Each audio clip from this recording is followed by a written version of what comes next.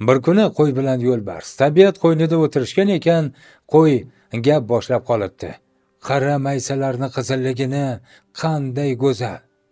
Shunda yo'lbars hayron qolib qo'yga debdi: "Axir maysalar qizil emas, yashil rangda-ku."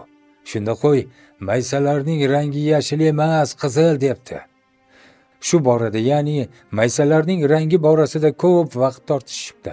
Shunda qo'y yo'lbarsga qarab: "Kimning gapi to'g'riligini dono sherdan so'raymiz" debdi. Dono sherning yoniga borishgach, qo'y gap boshlabdi: "Qara, yo'lbarsga maysalarni rangi qizil desam, men bilan tortishib ularni rangi yashil deyapti. Aytgin, kimning gapi to'g'ri?" Shunda dono sher qo'yga qarab: "Albatta seni gaping to'g'ri. Maysalarni rangi yashil emas, qizil" debdi. Yo'lbars sherning javobidan hayron qolibdi. Shunda qo'y sherga qarab: "Yo'lbars noto'g'ri gapirgani uchun va maysalarni rangi yashil deb men bilan bahslashgani uchun jazolagin" debdi. Sher yo'lbarsga jazo beribdi. Qo'y esa uyiga qaytib ketibdi. Jazoni o'tayotgan yo'lbars sherga qarab: "Nega menga jazo berding? Men maysalarni rangi yashil deb noto'g'ri gapirdimmi?" debdi.